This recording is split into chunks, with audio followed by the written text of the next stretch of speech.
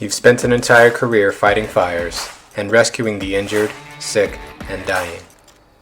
But that's all over now. What do you do when the sirens stop, you've hung up your gear, and you walk out of the firehouse for the last time? What do you do with your life when the smoke clears?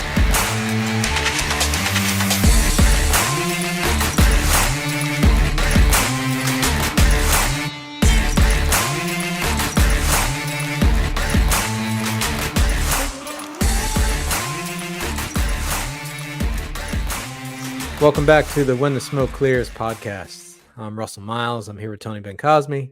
Thanks a lot for joining us again as we talk to someone else who has made their career in the fire service and is telling us about life on the other side. And we want to say again, thank you to Backstop Apparel for making all of our swag, hats, t-shirts, mugs, things like that. If you're interested, just email us at whenthesmokeclears8@gmail.com and we'll send you the link. Or if you see Tony and I in person, then we'll tell you how you can order any stuff that you want.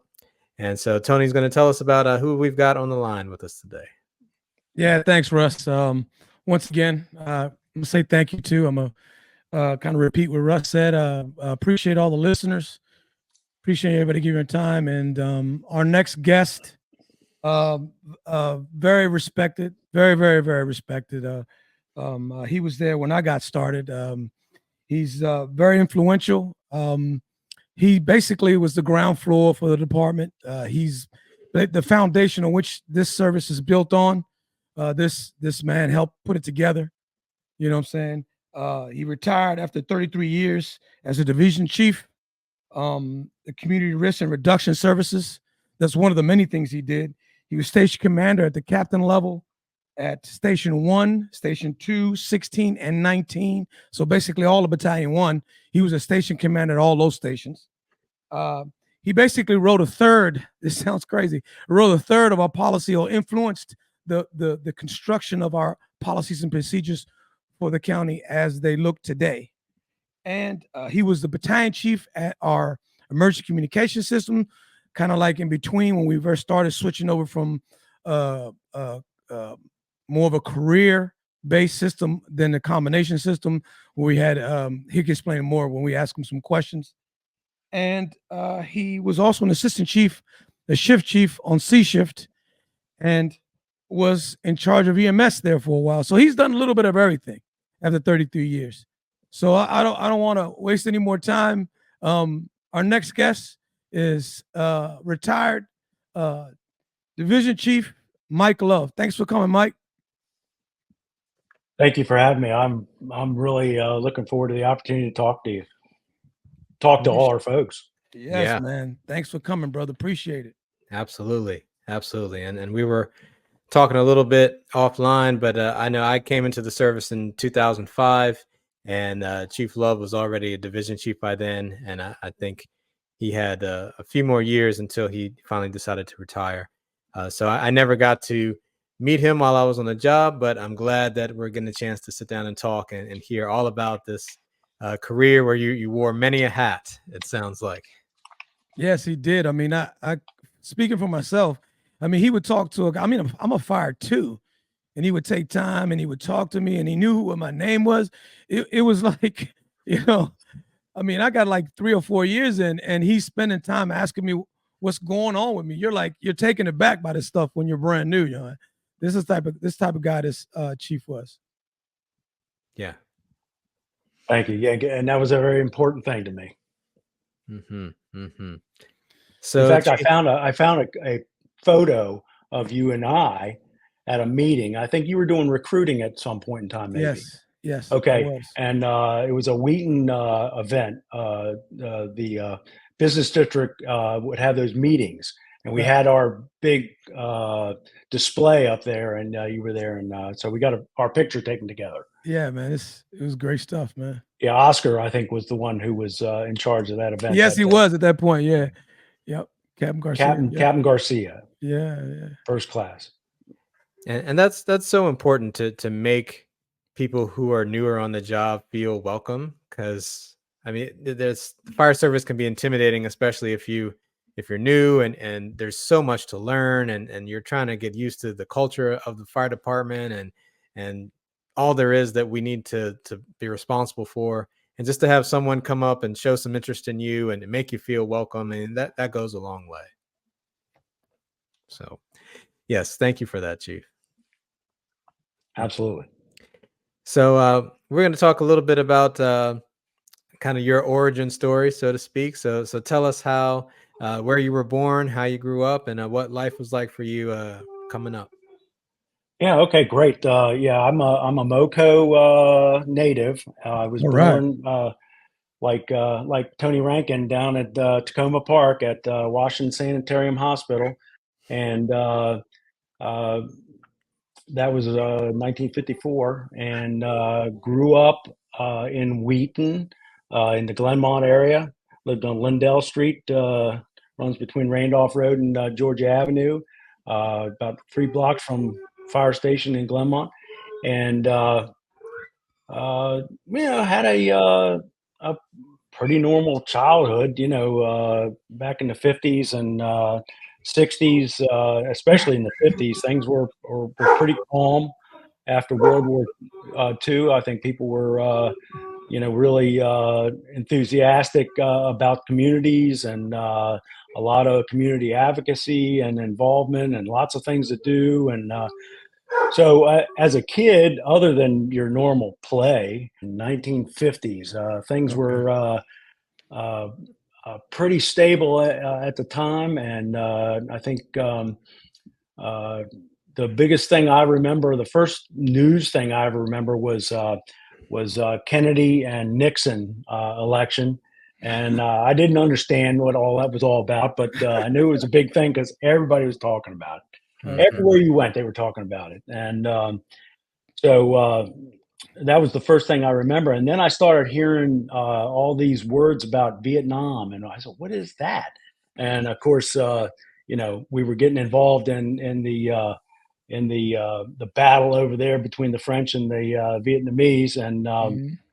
that was then just a little story, and then it was starting to get bigger and bigger, and then uh, it became obviously a huge thing in the 60s, and maybe I'll mention something else about that. But as far as growing up there, you did your job, you did your home chores, you played, half the time. There was no real TV to say. I mean, there was programming on, but really wasn't much that you'd be interested in. So you just played. You played with your friends in the yard, or you'd go ride your bike or something to that effect.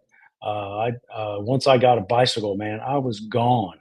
I was never at home, and as long as I got home by the time it got dark, they didn't bother me. I was definitely not a hovered child. Mhm. Mom and dad were really busy trying to make a living. We had 5 kids in our family. I have 2 older brothers that are twins, and a younger brother and sister. So I'm right in the middle. Um, so really, I had an opportunity to get out and be pretty independent. Um, uh, Mom and dad both worked, like I said, and my brothers babysat, and so they really had their hands full with the younger 2. So I was kind of like off the side, and I could pretty much do what I wanted to do, and I did. Believe me, that bicycle will travel. Had a lot Uh, of miles on it. yeah, it definitely did, and that was on the younger side of things. We had Montgomery County had great recreation services. Every summer, they would open up. They built recreation centers in key areas throughout the county. Uh, are you guys at 12? Like Station Station 12? 12? Yeah. We both worked there Yeah, we before. worked there before. Oh, Yeah. okay. Well, there used to be a building in the back of there that the county parks owned. Yeah. That was a Mhm. recreation center. They Yep. were cookie cutters throughout the county. There's one on Pliers Mill Road. between Kensington and Wheaton. There's one in Glenmont on Randolph Road at the base of Wheaton High School. I think that's still there. Mhm. There was the old Pumphrey's Rec Center down there off of Claridge Road behind St. Catherine's Church. They're all over the place, and they would open them up in the summertime, and you could register. And they had athletics and sports and you name it, whatever you wanted to do. They had activity. So for about a month in the summertime, uh, it was just nothing but kids at these rec centers, and they would go to swimming pools. They would take trips to swimming pools because they didn't have a Wheaton pool then. That didn't come around till 1969. Um, so there was all kinds of things to do in the summertime, and then you just had to get to July when they would start the rec program, and then that would run through July, and then it would end at the end of July, and then August you had a couple weeks there that you had to find something to do and get under mom's hair. So just go outside and play. Mhm. That was her mantra.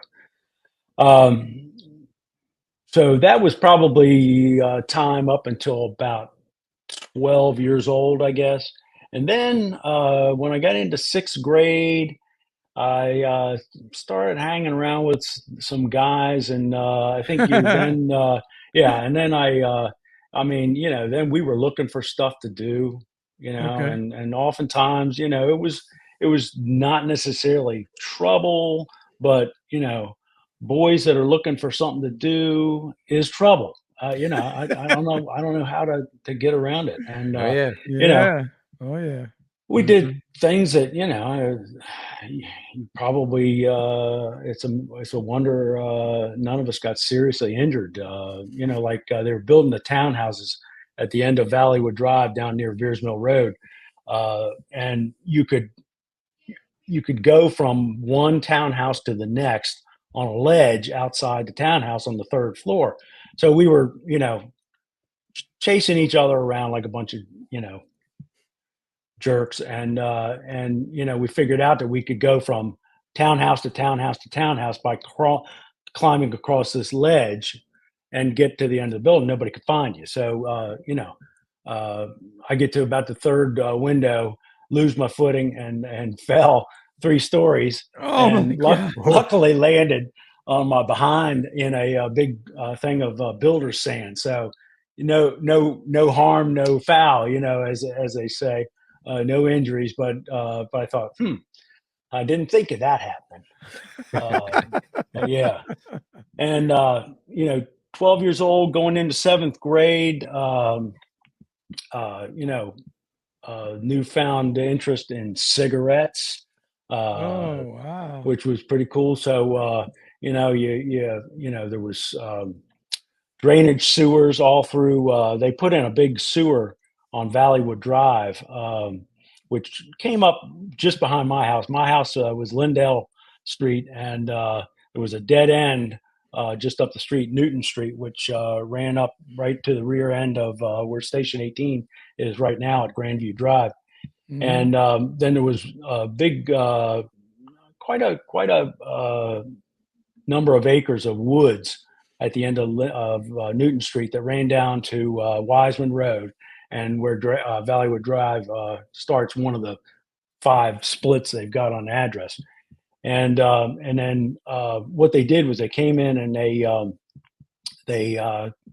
dug the creek out and put in a huge drainage tunnel in there that's square and made out of concrete, and it goes from Wiseman Road all the way down to Veers Mill. Well, I mean, that was open playground to us. We ride our bikes through there, and so it was pretty long, and it was completely black through there because there was nothing to let light in except the drainage grates along Valleywood Drive. So just pretty cool place to play and smoke cigarettes, and everybody was down. It was cool in the summertime down there, and so we played in there. There was a guy down there at the where at Andrew and Valleywood Drive, George Vincent, who used to ride his motorcycle through there all the time, and he he was a wild man. So we enjoyed interacting with him. Um, and for the most part, we also hung out down at what was called Pumphrey's, which used to be one of Pumphrey's funeral homes. Yeah. And it was on all open land down there. It was all pretty much wooded forest, but they had some really neat buildings that they used for recreation services, and you could rent the building out. And so we hung out down there, and uh, there was kids anywhere from fifth, sixth grade on up to high school hanging out there all at the same time. So we had people there that influenced us, and nothing bad ever happened, thankfully. But everybody was smoking cigarettes, and it was very close to Wheaton Plaza, so you could just walk up to Wheaton Plaza, which at that point in time was only about 6 years old. It was built in '59, I believe. And so then we go up to Wheaton Plaza and hang out at Wheaton Plaza and go to Variety Records and buy a 45 or two, and just everything was hanging out, find a place to hang out, find something to do so you didn't get bored. Um, pretty, pretty much harmless stuff. Thankfully, we could have gotten in a lot more trouble. I imagine if we had the suggestion, but I was still, pain in the butt. Sometimes, to my parents' dismay, never got brought home by the police or anything like that. Mm-hmm. Had a couple of what they called field interrogations, an FI form filled out. What are you guys doing? What's in your pocket, son? I'll pull out a pocket knife and some change and that kind of thing, and my cigarettes. He said, "What are you doing smoking?" I said, "Everybody's smoking." Mm-hmm. So that was then. Gladly, I quit that a couple years later. Once I figured out this wasn't real good. Then I guess probably in eighth grade, I started getting interested in the fire department. I'd taken Eighth notice of the grade. fire. Wow. Yeah, eighth grade. I started taking notice of the fire department back probably when I was in fourth grade. My fourth grade, I went to Glenmont Elementary School, Mhm. and my fourth grade class faced Georgia and Randolph, so I could look out that window. And man, I'm telling you what, if the teacher didn't shut the blinds, Mike Love was going to be looking out the window. Uh, to the detriment of my studies. There's no doubt, but I was, a daydreamer big time, thinking about, what I was going to do in the next, 2 hours or whatever, or imagining what I could do in the next 2 hours. But, it didn't take much imagination to see the excitement of Engine 181 running a call down Randolph Road or going up Georgia Avenue toward Wheaton. And they had a 1957 Persh open cab, conventional front end cab. Just was a beast, and that thing was so fast, and it always backfired. And so they'd come out the door, and as soon as they let off the throttle going down Randolph Road to kind of have some, they didn't need it because there was quite a hill going down toward Judson Road. The thing would backfire. And so everybody in the class, of course, was distracted by that. And then, teacher had to get things back together again. But not Mike. Mike was watching out the window for when they came back.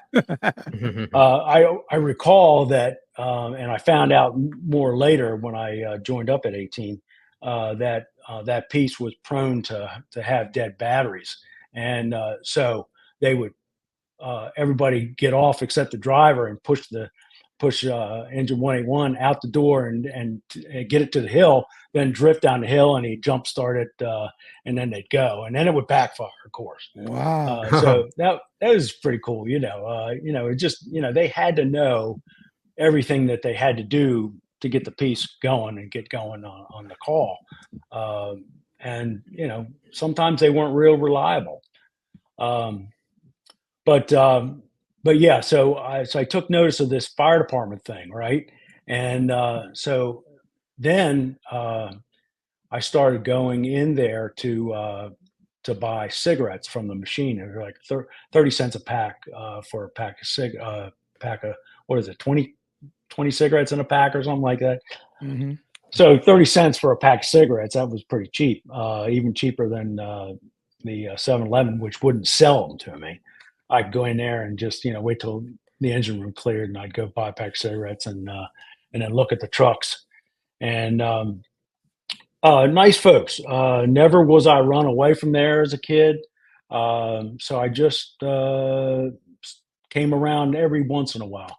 And then I met a guy at Belt Junior High.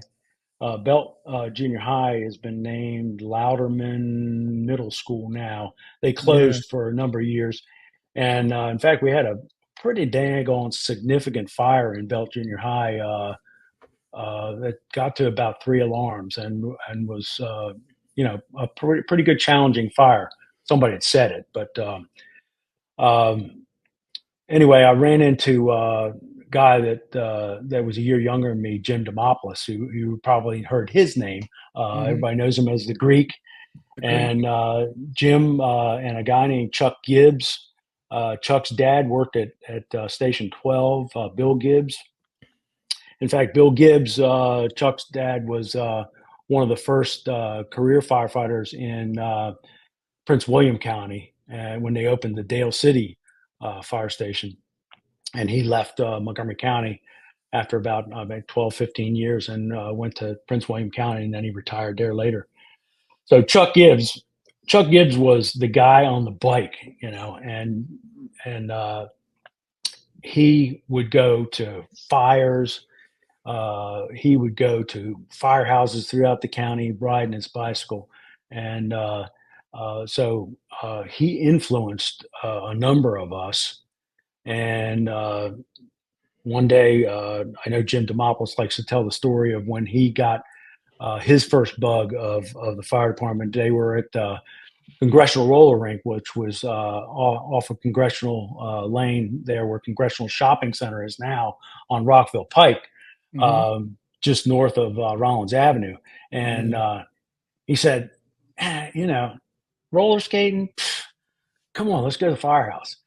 Station 23 was right behind the roller rink.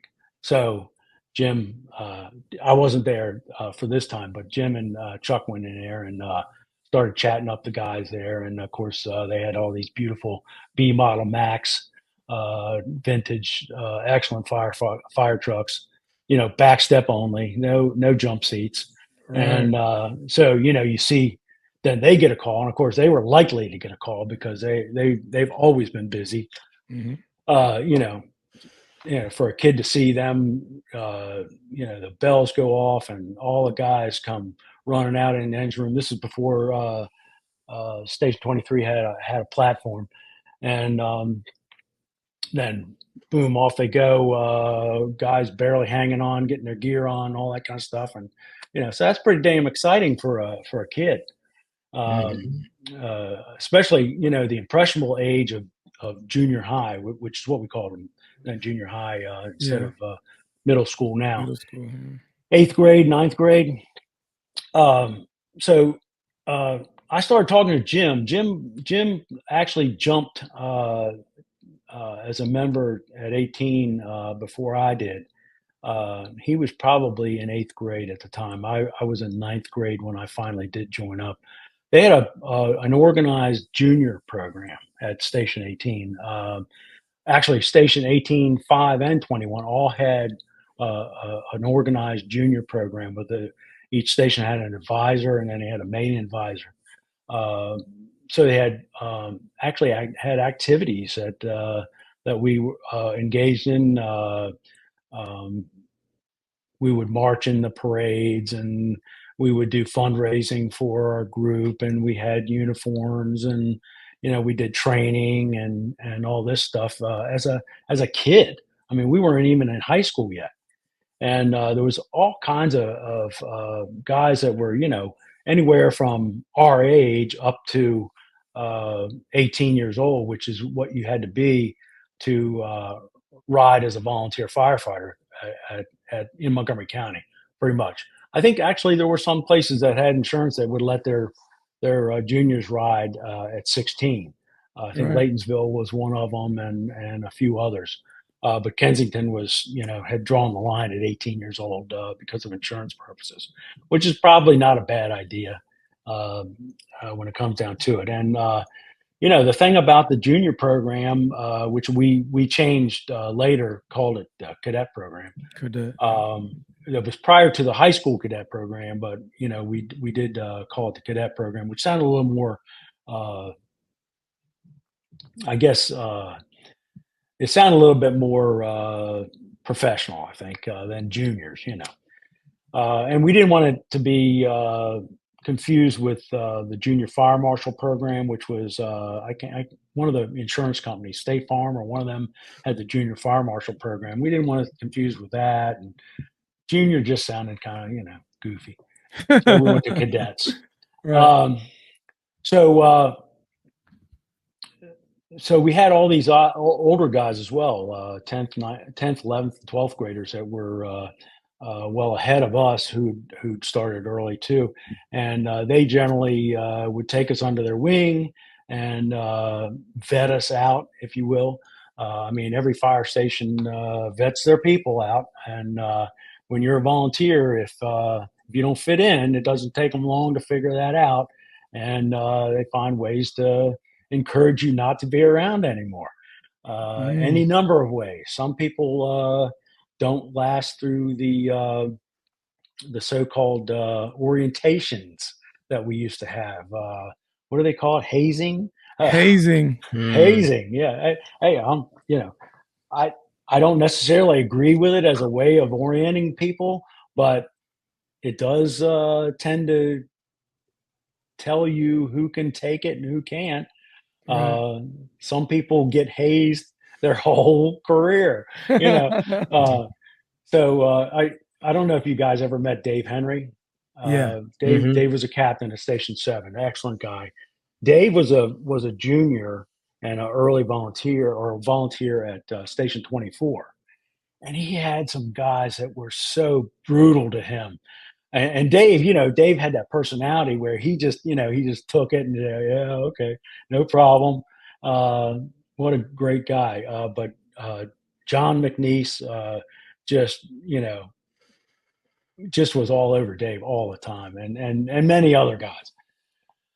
But back to Station 18. So I finally joined Station 18, I guess, in early '69 as a junior, and spent that last year of junior high summer pretty much at the firehouse every day until they threw us out at 10 o'clock at night. We had to be out of there. We had to show our report card and show that we had maintained a C average, or we couldn't come to the firehouse.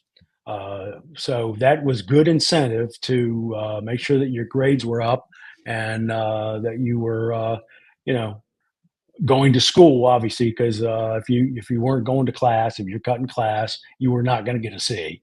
There's no doubt about that in the public school system. And so that first summer just was absolutely great, and I was hooked, absolutely hooked. I knew right then and there what I was going to do and what I wanted to do. During that time, Station 18 was busy as it ever has been. Certainly not as busy as now, but probably ran 5 to 10 calls a day. Ambulance 189, which was there until they needed an ambulance to put at Station 25. So around 76, it went out of service. And I'm sure somebody's thinking, John Fiedler or somebody out there is thinking, no, it wasn't 76. But he can put it in the comments. Put it in the comments, John. So he put the ambulance out of service finally in 76. and it was a ambulance-free station, which was, beauty. Um, but that was a pretty busy ambulance, and in those days, they didn't go much out of their first due area. Everybody, had these fire tax areas. That's how the county collected the money to pay for fire protection. Is that they charged people based on fire tax area certain. I don't know. I think it was at that back when I was taking promotional tests for sergeant. We had to know what the fire tax was, and I think it was like 19 cents on each assessed dollar value of your home. Wow. So the tax 19 assessment, cents. 19 cents on the dollar, yes. Wow. For your tax value, your assessed value of your Assessed house. value. Yeah. That's So, and then they would pool all that money together and then reallocate it to budgets to the fire stations and to pay for career firefighters and so on. Although at that time, the firefighters, when I first got in there, were still they were employees of the local corporation. fire rescue departments. Yeah, Mhm. the corporations. And I mean, the only thing they got from Montgomery County was they got the paycheck and um, uh, they the county did withholding and all that kind of stuff at that time. Wasn't long before that the local fire departments did everything. They got the money and then they would pay you. But there were some places, some departments in Montgomery County that just weren't on top of the administrative game real well. And sometimes guys would go without paychecks for a number of weeks. And we can't. No, none of us Can't can do stand that. that. No, especially a young guy with a family and all that kind of stuff. So the county started doing that to make sure that people got the right benefits. Okay, so soon after that, 1973, after a couple of voter referendums, and there was some real turbulent times in the fire service between 1969 and 1973. In fact, Yeah. they had a fire bill, one of the first fire bills, which created a tremendous amount of conflict. And I think John Tippett had talked about that in his. What was the conflict? I mean, where was the? I mean, the bill came up, and there was an issue between. I mean, because there wasn't no career guys per se at that time. So where was the conflict at? The conflict was that there was a minimal skeleton staff in most stations of career firefighters. So in Right. other words, a lot of the stations, I'll talk just from Kensington, 18, 5, and 21, because we didn't have 25 yet. 18, 5, and 21 each had a day staff that did they had full staffing during the day. You'll see stations. You'll see pictures on the Station 18 group or on the Kensington group where they had all the career staff from the day crew out there on a picture from 1966 or 67 or something like that. So they staffed everything. They staffed at Station 5. They staffed the ambulance, the engine, the rescue squad, and the ladder truck out of Station 5. So that was a pretty good sized crew, minimum 3 people on each piece, but other than the ambulance having 2. Station 21 had the engine, the snorkel, basically ladder truck, and the ambulance there. So that was a good sized crew. Station 18 had an ambulance and an engine with a pumper. Had a pumper driver at that time, and each of the stations then the tactical deployment of an engine company at that time was an engine and a pumper that always stayed together from each company until we learned that there was another way of going about it. DC stuck with that well into the 80s. I visited a friend that was a volunteer at 18. Richard Goo was a driver down at Engine 4 down on Sherman Avenue, and I went down there for dinner one night when I worked at Station 1, and They were still running a pumper in probably '82 down there. Wow. So yeah, so that's a concept that we abandoned and just moved to one single piece engine company probably in 70 or 71, maybe 72. Uh, Again, somebody's going to be screaming. Put it in the comments. Not Whatever the exact date date. was. Yeah. Yeah. Yeah. And then, then you started to figure out how you could do a water supply from a hydrant, have an initial water supply without losing it when another company came up to pump the hydrant, and then, eventually Silver Spring started using what they called a Mushaw valve, which was a four-way valve similar to the Humat. Yeah. Yeah. And you could come up and have water supply that was uninterrupted, and somebody could join in and pump to you and increase, your flow and all that kind of stuff. So, so that was a big step back then for them to drop a pumper running on every call.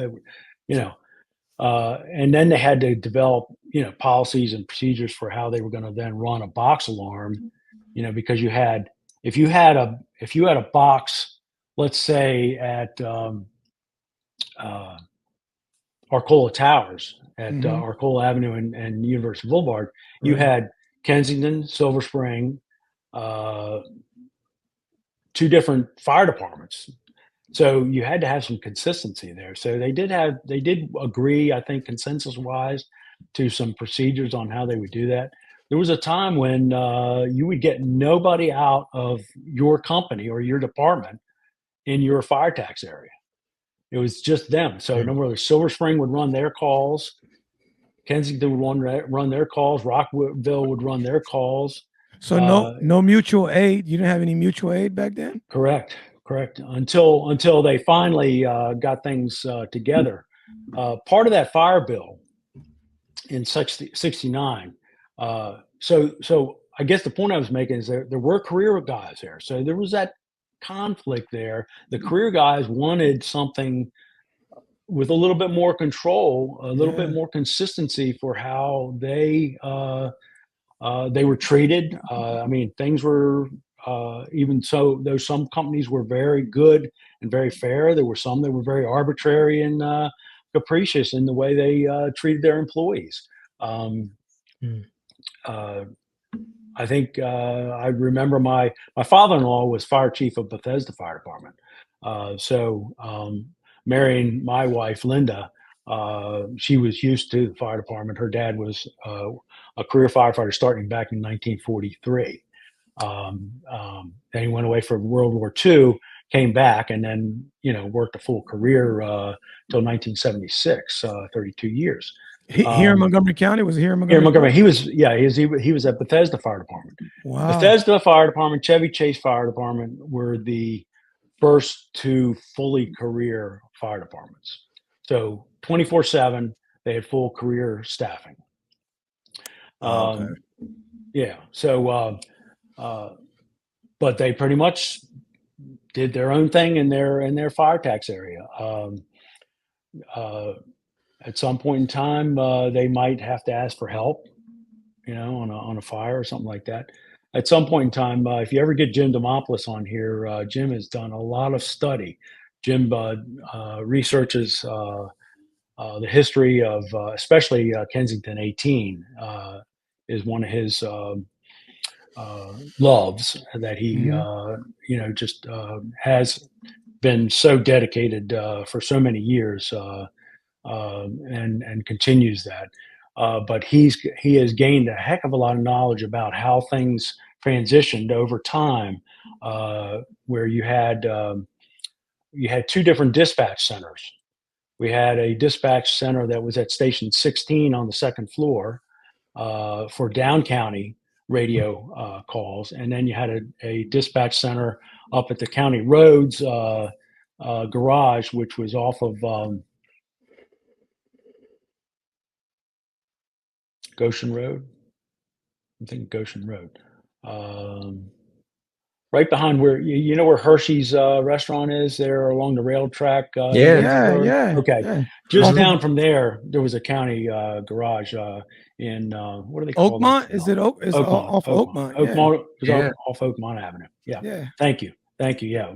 Not Goshen Road, Oakmont Avenue. Yes. Hmm. And that's where they were headquartered for Up County radio dispatch. Everything was on low band, 33 point something or other on the radio dial. Had these 10-foot tall antennas on every piece of apparatus. You'll still, Really? if you see old Mm. photos, you'll see the big whip antenna. Wow. Had these real long tones that would set off the alerts for the station as well as the volunteer radio alerts. They had a radio. Plectron was one that made a radio that as soon as it would detect the tone, a little reed inside the thing would start vibrate and then set off a switch that would cause the radio to chirp or make a noise, and the volume would come up, and the volunteer could hear the call, and then they'd rush off to the fire station. They didn't always depend on a house siren to alert people to come into the station. Now, if they were, like, say, at Grand Union grocery store in the Glenmont Shopping Center, which is right now where Staples is, Mhm. the house siren would go off, and they would hear it, and then they would go to the fire station from there. But if they were at nighttime at home, this radio would go off, and that was the days before pagers. So the radio would do it. Where was I? Oh, so much. So the radios, Jim would be a good one to talk to about radios if you ever have an opportunity to interview him, because he is a very interesting guy and has learned so much. He's still every day he's been going through logbook by logbook from the very beginning of Station 18's incorporation back in 1953, and taking every line and just studying it, and writing down the people that were there and were working there, and the volunteers and the different calls that they ran. And one day he's going to come out with something of the station history, and it's going to be very interesting because he's learned a lot. 1972, April 1972, I was brought into the company as a volunteer, full-fledged volunteer. April of 92, I turned 18. At the same company meeting was a guy named Nick Venuto. I Mhm. don't know if you've heard of Nick. Nick was a volunteer at Station 21. Tommy Dara was a volunteer, and Mike Carmody was another one. Mike Who was Carmody. yeah, and all three of them guys end up being career guys. Yeah. Nick at Glen Echo first, and Tommy Darrow went to Station 8, Gaithersburg, and Mike Carmody was hired as well at Glen Echo. We all came in volunteers at the same time, same night, and I didn't have a car at the time, so I either still rode a bicycle or I walked. My home, again, like I said, was on Lindell Street, so I was within walking distance of Station 18. So I walked everywhere. I remember the big deal for me was I had to go and get my police records to submit to the volunteer department so they could make sure that I wasn't in any trouble and all that. They didn't, they tried not to bring in members that were going to bring more trouble. Which is a good idea. If you can predict a problem by somebody's prior record, then Previous actions. Yeah. yeah. Yeah. Thankfully, juvenile records are sealed. So So anything when'd you that get hired? When did you were a volunteer in 77. I 77. got So you hired by the fire volunteer? department. 70. Yeah, so I volunteered. I was a volunteer at 18, Station 18, at 18 Mhm. years old, and then graduated from high school, Wheaton High School, in 1972. There was a whole slew of us from Station 18 that were going to Wheaton at the same time. Um, we were, we were quite a group. I mean, we had our own jackets. We had these black corduroy jackets that we used to get at Livingston's and Sons uniform shop down on 7th Street in DC. Black corduroy had they were an old fire department tradition, and they had a big white patch on the back, which was a fire department Maltese cross with your number in the middle, the red 18, Kensington at the top, VFD at the bottom, and a plaster hook and a ladder and hose on the other side. So you could tell all the volunteer firemen by these jackets. It was kind of corny in a way, but we weren't exactly like a gang, but we were certainly a group of about maybe 20 or so people. Wow. So significant number of folks in my graduating class. And I know throughout Montgomery County Fire Service, there's a bunch of folks that went to Wheaton High School at one time or another, notably Chuck Early. Went to Wheaton, wonderful guy. Ricky Barnes. I don't know if you ever met Ricky Barnes. Mm-hmm. Gosh, I could. Goldstein Kenny Marsteller. Yes, Kenny Marsteller. I could sit here and name them all day. Well, me, Jim Demopoulos, Charlie Courtney, Charlie's brother Wayne Courtney, guy named Steve Collins, Charlie Everett, Artie Hawkins. I mean, just a whole bunch of us right in the same group, age-wise. A number of them are passed away already. Rest in peace, especially Charlie Courtney, guy. He was my best man at my wedding in 1976. We've been friends for a long, long time. Jeff Donaldson has passed away. He worked his way up to assistant chief with Fairfax County Fire Rescue. Died of a heart attack here a couple of years ago. Another occupational hazard. It is. So yeah, bunch of group. Well, when I graduated in June, 3 days later, we had Hurricane Agnes come through. It was by the time it reached us, it was a tropical storm. Yeah. But man, it rained. Good God, we were down at Ocean City for the firefighters convention, which is in June, around June 18th every year. And the waves were just humongous, unbelievable. People were being going into water, of course, being pulled out to sea. The lifeguards would have to go out there and rescue their dumbasses. And, just amazing. So I with Rich Goo, who I mentioned worked at Engine 4 in DC, we went home early. And I'm glad I did because I got to witness this amazing storm. If you've ever been across Bonifant Road, which I know you have, mm-hmm.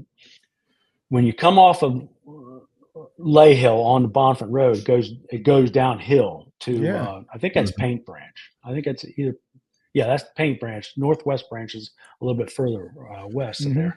of there. And it flooded down there. Yes, it floods a lot. Yeah. And of course, what they've done is they've reclaimed all that land. There was some homes down there, and there was a ball field down there right at the very low place. It was maybe about 200 yards from the creek. And we ran a call down there for one in the water on the Agnes storms. And we pulled down I'm trying to think of the name of the road that comes across there that goes back to that development off of Lay Hill Road. Can't remember it. But we stopped there because the water was that high. The water had gotten that high up Bonifant Road toward Lay Hill. And we could hear this guy yelling and say, shine the light down there. And this guy was literally just clinging to the very top of the backstop of the baseball diamond. I mean, he had just the the chain link fence to hang on to just below the water surface. And Wow. man, he was hurting because he'd been there for a while. And of course, Wow. while it was middle of June, the water was cold, and so he had hypothermia, and he said, I don't know how much longer I can hang on. If he had not hung on, he would have been washed downstream and probably drowned. But so they got a boat up there and rescued him. I'm trying to think, I think Sandy Spring didn't have a boat then. I think Rockville came over from our side, and I think Burtonsville had a boat, and Burtonsville came in from the other side. Bonifant Road used to go right out to New Hampshire Avenue straight instead of kind of turning up and meeting Good Hope Road. Back in those days, it used to come in at New Hampshire Avenue just above Good Hope Road. So they would come down, of course, Spencerville Road to New Hampshire and then down. And they, of course, ran a lot of calls over there because they had a lot of flooding. Mhm. 2 days later, after the storms, and it really wreaked havoc with the flooding. Not as bad as in Scranton and Wilkes-Barre, Pennsylvania, which really got slammed. 2 days later, I went in the Air Force. Oh, wow. Okay. I enlisted in February, so I was in the early enlistment program. I was trying to get in to the fire department in the Air Force, but it was like a 2-year wait. My plan was I was going to. You had to be 21 to be a career firefighter in Montgomery County at the time. You might remember John Tippett mentioned that just as he applied, or just as he had graduated from high school at age 18, they changed the age. Okay. NFPA changed the standards and lowered the age that you could be a career firefighter. And so he lucked out. He took the test while he was still in high school and got hired right out of high school. I went in the Air Force for 4 years, and I was in telecommunications installations and did all the cable work outside, ran telephones inside, business systems. And so I was in the Air Force from June 1972 to June of 76. Spent my whole time at Andrews Air Force Base. Oh, no Vietnam time. No, they 72. They signed a treaty with Saigon with Saigon that they were going to pull out. Okay. So they started the demobilization of all the troops then, and they had a planned pullout, and they were trying to build the Vietnamese army up to capability of being able to sustain what they had already gotten, like they did with North Korea and with South Korea. Well, we know it didn't work well. But so everything out overseas was shutting down in Southeast Asia. I had actually had an assignment to go to a base called CCK in Taiwan, which is across the channel from China, and I was really looking forward to it, but they canceled it because they pretty much almost completely shut that base down, and they flew a lot of the tactical stuff out of CCK Taiwan. But anywhere I could have gone would have been great with me because I had 4 years to kill, and until I could be a career firefighter, and I was game for whatever it was. But I stayed at Andrews the whole time. The good thing was that when I got to Andrews, I didn't have a car yet, and so I popped up into Morningside Volunteer Fire Department's quarters, Station 27, Prince George's County, and asked if I could join up there. And so yeah, they welcomed me, and there was another guy from my dorm at Andrews that was a volunteer there, George Reed from New Jersey, and So I joined up there and just walked to the fire station. It wasn't that; it was a couple miles from Andrews, but heck, I was used to walking. When I was in high school, I worked at Giant Food in the garden center at uh, Mid Pike Plaza there at Montrose and Rockville Pike. And here again, I saw those old B Model Max coming down the road. 23. Cool as can be, yeah, from Station 23. And Mhm. but I walked from Wheaton High School to Rockville Pike the days I worked in the evenings. So I was used to walking; it was no big deal for me. Um, uh, so I joined up Station 27 Morningside, and then bought a car. I was looking for something you know something hot, and so I bought a '63 Chevy Impala Super Sport, uh, and it was a nice car, a really nice car. Oh, why didn't I save that thing? You know, Right. I could have put a cover on it and kept it nice and all that. Then I'd have a cruiser now. But no, Yeah. no, no, no, no, no. I had a better idea. Anyway, it was not a real dependable car. So I ended up buying a '66 Chevelle, just a base model, two door hardtop with a V8 and a automatic transmission, just a beater car basically. Um, and I said, well, gosh, I got this car.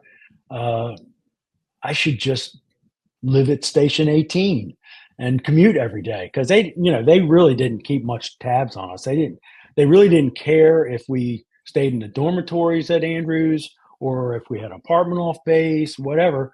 They were going to pay for us to live on base, and if we wanted to stay there, that was fine as long as you met your duty obligations. And our duty obligations were, you know, to be available if needed, which meant anytime, but to pull a 2 week standby to do troubleshooting for 24 hour emergency work because we maintained a lot of the um, circuitry for the lights on the airfield and different alarms and mission critical telegraph and teletype machines and all that kind of stuff. So we did all that stuff. So you really had to be available and go out, and oftentimes we'd have to, fix circuits and that kind of thing. So for 2 weeks at a time, you do that every 6 weeks. So I had to stay at on base for that. But the rest of the time, I lived at Station 18, and Station 18. What a beautiful gig that was. We had maybe 12 to 15 guys that lived there at Station 18. We had gotten a ladder truck, um, and I sent pictures to Lieutenant Miles. Of Jimmy Demopoulos took a picture of everybody from Station 18 in their gear next to one of the pieces, and I chose to be next to Truck 18. The brand new truck. It was a new operation at Station 18. We never had a truck before. It was cool as can be. Um, so, um, 1994 or 1974 was when that went in service, and then that opened up so many different calls that we could run. Because they were running two trucks on a box. You could run to Hillendale 24 a lot. You could run to sometimes Station 23's area. Station 40 was brand new at that time. They had no truck up that way. Truck 18 was due in Olney. So that's quite a call. Now they run it, because they run so many pieces of apparatus. Then you ran, 3 engines, 2 trucks, a rescue squad, an ambulance, and that was it on every call. You didn't have the responses you have nowadays. You know, so that truck was really busy, and I loved that. Um, So uh, did you get so when you get out of the you're in the Air Force, you get honorably discharged. How did you apply to? Did you apply at Kensington, and then they put you to Yeah. some? What exactly? How did that work? In 73, as a result of the 69 fire bill, the Department of Fire and Rescue Services was developed. And it was mainly a support services. It had a director. First director was David B. Gratz. It had communications. It had fleet services for different county-owned fire apparatus and other specialty vehicles. It had didn't have occupational medical yet. It had the training academy. The training academy was opened at that time, 1973, and they started giving classes, recruit schools in 73. Now, the whole group of us, while we were in high school, took Maryland Basic. University of Maryland MIFRE Basic. Kensington had a class, and they had two different classes go on. I think there was maybe 60 people in the whole class. Guy named Stu Newman from Prince George's County, a fabled guy from there, worked his way up to battalion chief, taught one of the classes, and Harold Allnut, who was a captain at Kensington, taught the other class. They were both MIFRE instructors. So I had that, and I had a number of the special programs after that added on additional levels of training. And I didn't have to go to the training academy when I got hired. Part of the DFRS responsibility was to administratively do a hiring list, interviews, and all the administrative functions. So it was taken out away from, in 73, the local fire rescue departments. All the hiring in regard to career firefighters was taken away from them, and the county did it itself. So county human resources led the process. They'd advertised, and like John Tippett mentioned, he was just getting out of high school, took the test, boom, got on the list, and got hired. There must have been 1,000 guys that got hired off that list, and pretty amazing, how fast the turnover was. Plus, the other thing that was happening is these local fire departments were asking for more staffing. The volunteer staffing was going down at that time. And of course, every time a guy got hired as a career guy, oftentimes they were not in a position to volunteer anymore. So they lost an active volunteer. And it takes a good cadre of volunteers to be able to, get that apparatus out the door. So as volunteer staffing dropped, rightfully the career staffing increased, so you could maintain minimum staffing. So there was a whole bunch of us that got hired. So they advertised for the list, and you go take a test. Standard written test of if you move this wheel this way, what happens to this way? Right. Right. Had some math on it. Read this sentence and tell us what it says. All those kind of stuff. Standard test like that. And then you got an opportunity to go and be interviewed. And the interview is really where the rubber met the road. Significant life event for me.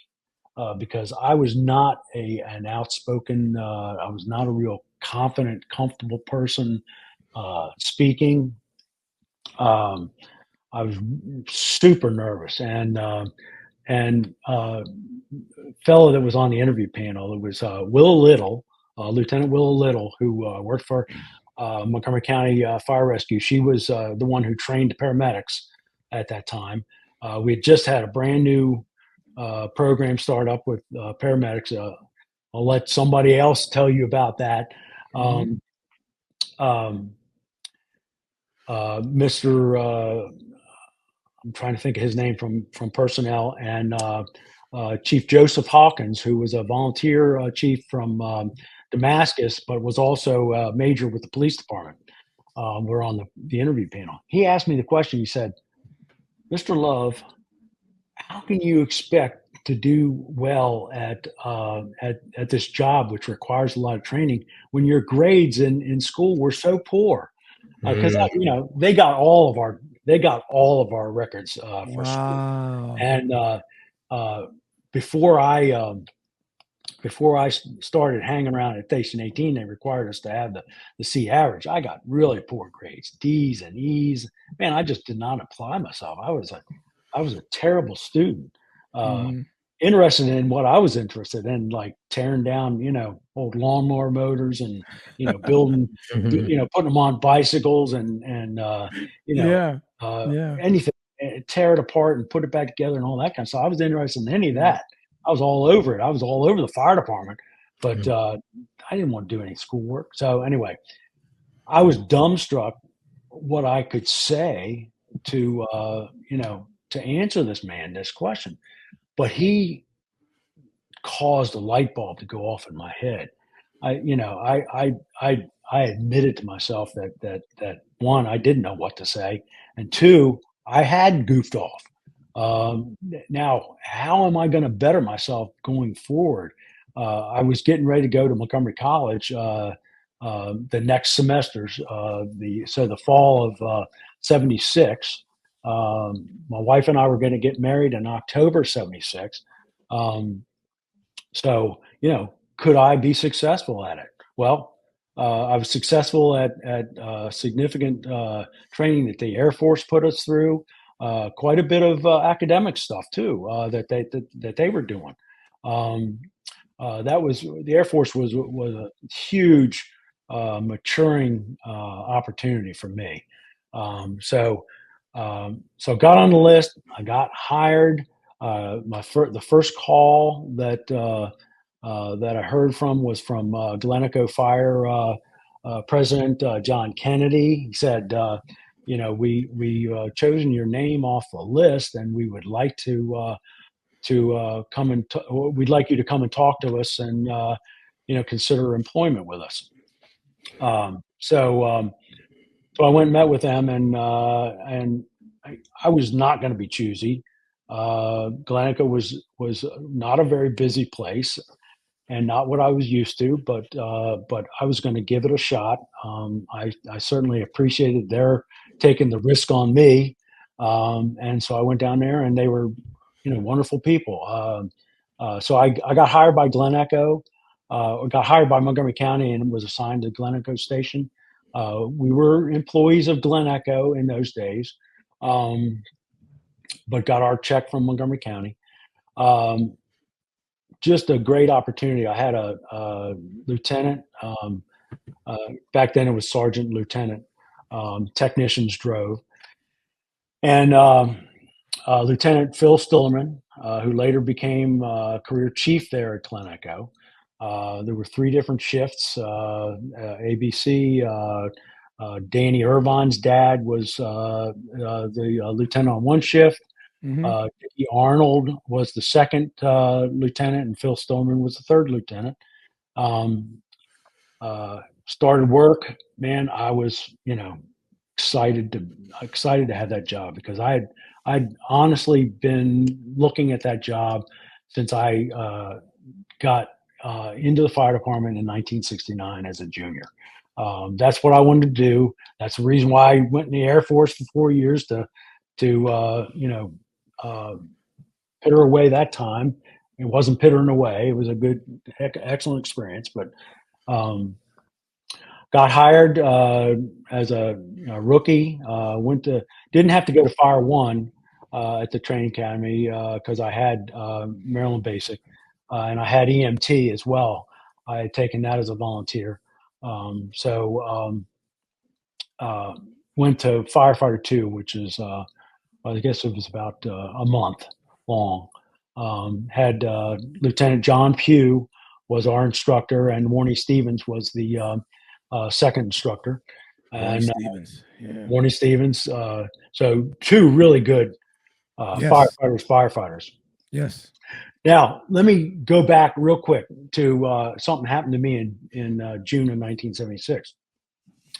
I didn't go to the convention that year, and so me and a couple other people were there, and we had a fire come out about 10 o'clock in the evening in the Glenmont Forest, or what we called Glenmont Circle, right behind the fire station. Georgian Woods now, and the rest. Yeah. The apartments back there, and so me and Donnie Burke were the only volunteers there, and we had Dickie Dabbs was driving engine 181. Chucky Dabbs' dad, right? Chucky Dabbs' dad. No, that's Buddy Dabbs. Chucky Dabbs' dad is Bud, but this is Buddy Dabbs' cousin, Richard. Okay. They're both old time Kensington guys. Dickie has since passed away, regrettably. Good guy. And we had a volunteer ride in the front seat of engine 181. So we had four of us on engine 181. We pull up, and there was nothing showing, nothing at all. Our usual thing, and it came out as a fire in the stove. So we took the officer said, bring the CO2 fire extinguisher. We were all dressed. Obviously, we didn't have great gear, and that led to a problem. But we went up to entered the lobby of the building, and the guy from the apartment is coming out the door, choking, coughing, black, just totally covered with soot, smoke blowing out the apartment building, black smoke. And he said, "You're going to need more than that." Thankfully, he shut the door. To the apartment, but smoke was just puffing around that door, and so Donnie was going to. The door ended up locking when he came out. So Donnie worked on doing forced entry, and I ran back to get the line. And it was Glenmont Circle has got these. Some of these apartments are maybe 400, 500 feet from access. So you really had, we had some very long attack lines, 1.5-inch lines on engine 181 for that purpose. We hadn't started using leader lines and that kind of thing yet. Although we could have, we were set up to do that. But I pulled the longest line and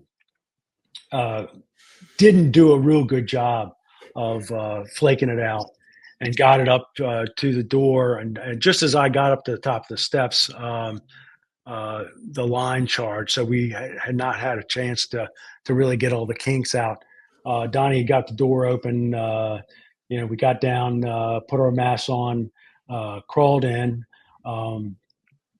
Got maybe you could see the glow over in the corner where the kitchen was well involved.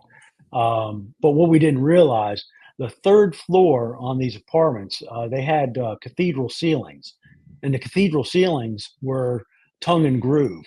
They were it was actually the roof boards were the undersurface surface finish for the top floor apartment. So it looked real neat, it looked like the inside of a church. It was like a steeple ceiling.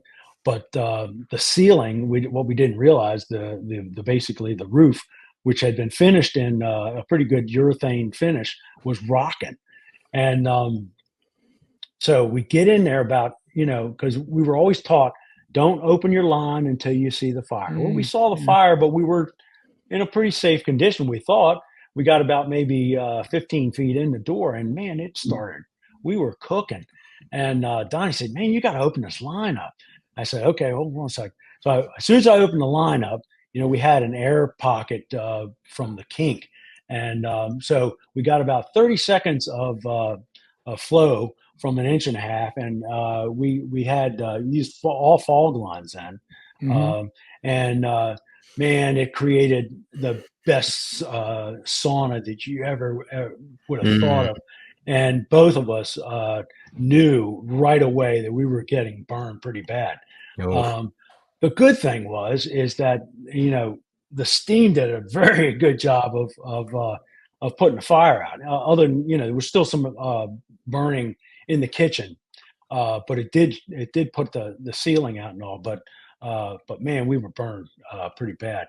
And so we both had burns on our hands pretty bad. Uh, Really, just the skin was just coming off of it, because we had the worst gloves. We had basically no gloves at all. They were just canvas work gloves for the most part, so they were not impervious to steam or water or anything like Yeah. that. So we burned there, and then both of us had burns along the side of our mask.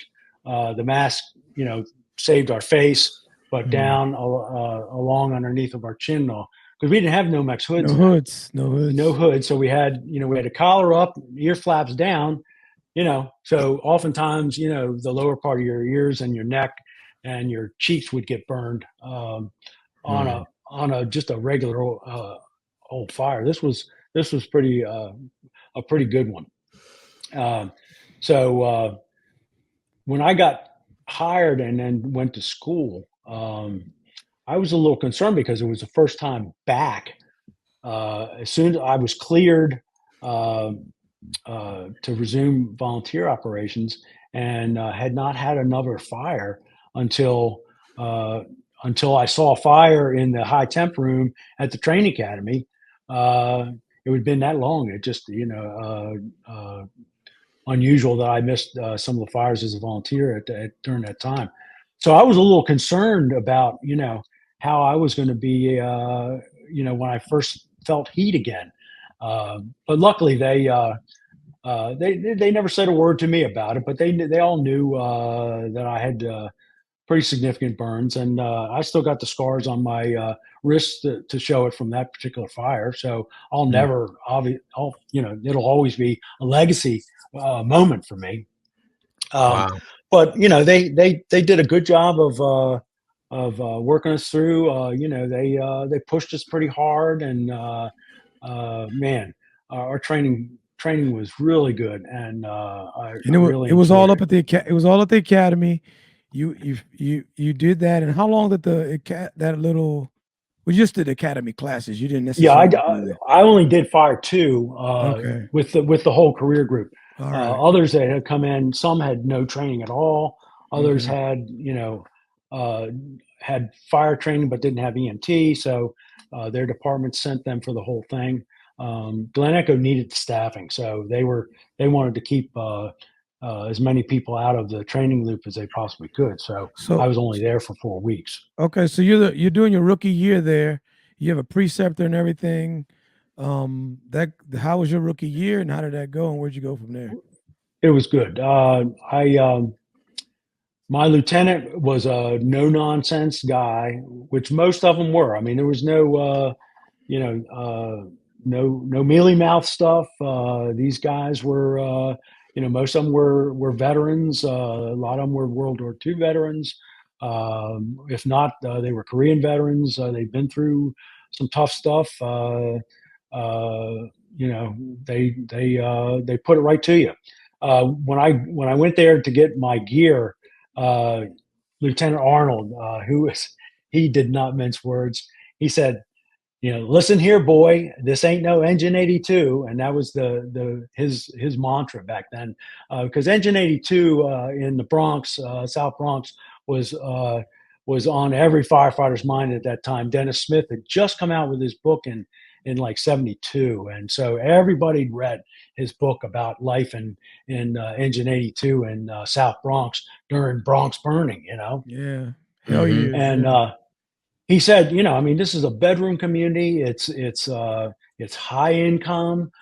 We don't run very much calls, but when you do, there's a good chance you're going to run a fire. Um, so he said, I just want you to understand that this isn't one of your fire belt stations. So if you can't manage that, you're going to have to find another place to work. Okay, thank you, sir. I appreciate that. And so, it gave me an opportunity to do more training, to do. I was just starting college courses at Montgomery College, and we had the fire science program there, and so I was getting that. We had some of the best darn fire instructors you can imagine doing the fire science. Frank Brannigan, who wrote the book on Brannigan, yeah. building construction for firefighters, and he also taught our fundamentals of fire suppression. Just a wonderful, salty, New York guy. So he just had nothing but stories constantly. So it's just an excellent opportunity, and I held my third day at work. We ran a third alarm fire at 5220 Pooks Hill Road in the high rise there. 20s area, yeah, that's 20s area, yeah. 20s area, and it was a rip snorting fire. It was a cold January with wind out of the northwest, and the guy whose apartment caught on fire. They didn't have automatic door closers on apartment doors back then, and he toyed around with this fire on the upper floor. And it got out of hand and grew and grew and grew and grew and finally flashed over. He left his apartment door open as he left, didn't shut it. So it broke, it went into the hallway and started walking down the hallway, fully involved, broke out the north window, which was the windward direction. The wind then was blowing this fire down the hallway, and the guys from Company 20 and Company 6 were trying to come in from the stairwell on the opposite end, and they were taking a beating. This fire just ripped. And this fire, the resident manager was getting ready to get on the elevator as one of the drivers from engine 20 was walking in the door, because you'd just park the engine and everybody would get off and go inside, and then the later arriving engine was assigned as water supply, and they would pump the standpipe system. And so he got geared up and was coming in. The guy insisted, "Come on, get on the elevator. I'll take you up to the fire." Well, they did. Oh. And to the fire floor. Oh, fire floor, the doors open, into this blowtorch. Ray German was the firefighter, and Ray, thankfully, though very well burned, very terribly burned, was able to get his mask up to his face and was breathing off his mask, but burned his hands so badly that he ended up having to retire. But the resident manager was killed. Instantly, obviously. Ray's reactions saved his own life, thankfully.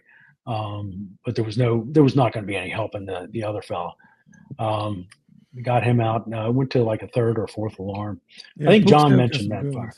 Yeah, Pookskill's got a couple of them. They've had a couple of them. They just had one recently, but it wasn't that bad. But yeah, their Pookskill is always good for that. So you're doing your rookie year. Where did you go after that? Where did you go after? I had, I guess it was April. I got hired in January of '77. The following April, after being there just over a year, I put in to go to Silver Spring, and was accepted by them. I went and did an interview with Chief Hunter Heltzel, the career fire chief there, and got assigned to Station 1. What we called the B shift. The B shift was day work, all day work. We worked 4 days and we're off 2 days, but it rotated across the weekend. So somebody on B shift was working every day from 7 to 6. Basically, our time was 8 to 6, so it was 10 hours. But everybody would get there at 6:30. So you work, like say Monday, Tuesday, Wednesday, Thursday, you'd be off Friday and Saturday, and then you come in the next week, work Sunday, Monday, Tuesday, Wednesday, off Thursday, Friday, and it would continue to rotate through that 48-hour schedule, and we didn't get paid for the extra time, and we didn't get a Kelly like the guys on shift work did.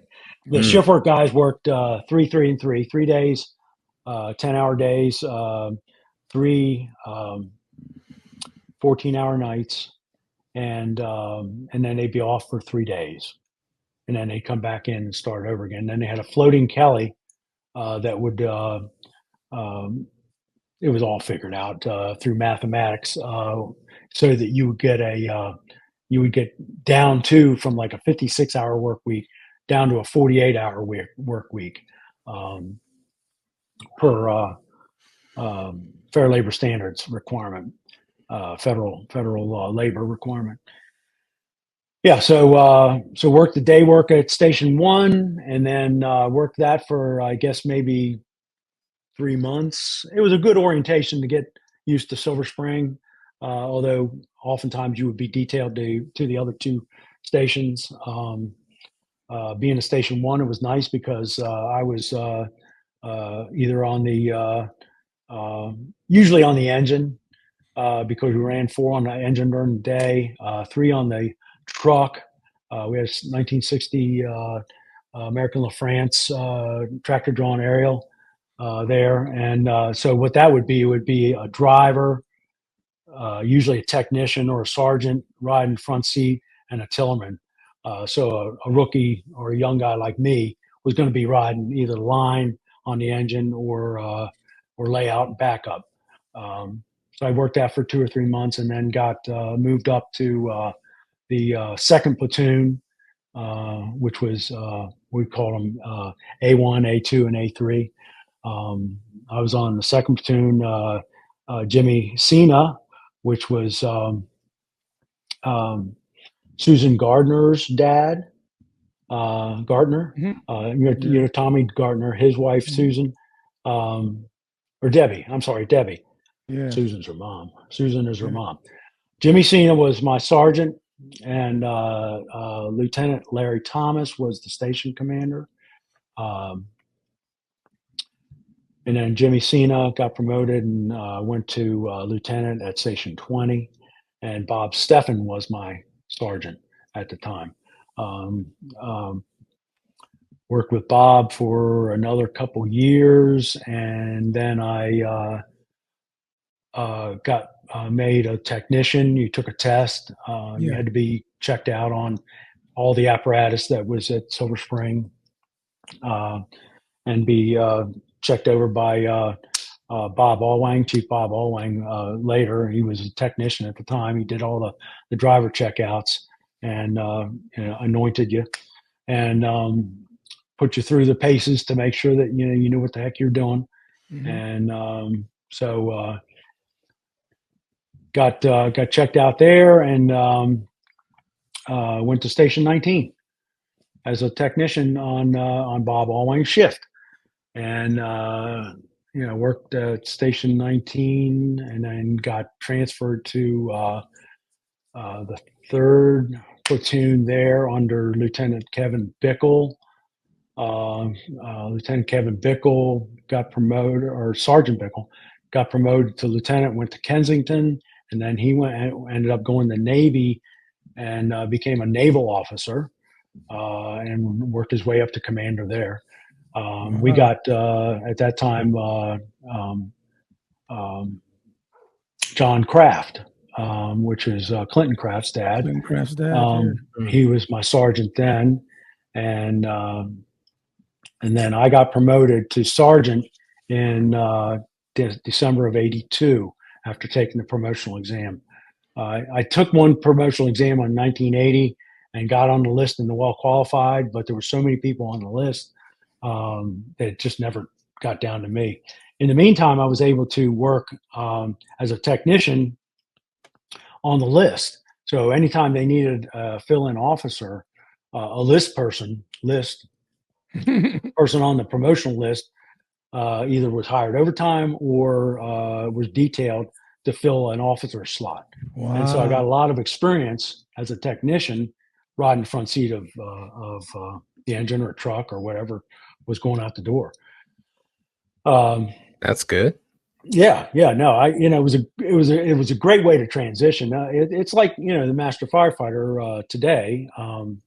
And I don't know, I guess, I don't know if fire threes that are on also, I guess there's a possibility that you can be on the lieutenant's list and be a fire three, right? Yeah, usually. Yeah. Yeah. So I don't know if they fill in or not. I don't remember. They don't fill don't. in. There's Okay, no, just there's no master bump up. firefighter. The only Yeah, people because that that's bump a up now- working out of class issue. Yeah, Right. the only people that bump up now are the battalion chiefs that bump up. So Yeah. they bump up to battalion chief if you're a captain on the list. Exactly. So, Chief, I know we've been going for about an hour and a half, and I know there's still a good part of the story that we want to hear from you. But what do you say we stop for now, but we bring you on for a part 2 another day? Sounds good. December 1982, promoted to sergeant, whole new life. Okay. Yeah, So, yeah. yeah. And we want to hear all about that. So Absolutely. Yeah, just let me know when. absolutely. All right. Well, thank you very much for joining us here, and we will definitely pick up another time. Great. Thank you very much. All right, man. Thank you. Thanks for listening to the When the Smoke Clears podcast. If you want to get in touch with us, you can find us on Instagram, Facebook, TikTok, and YouTube. Just search for the When the Smoke Clears podcast. Or you can email us at whenthesmokeclears8@gmail.com. That's when the smoke clears and the number 8 at gmail.com.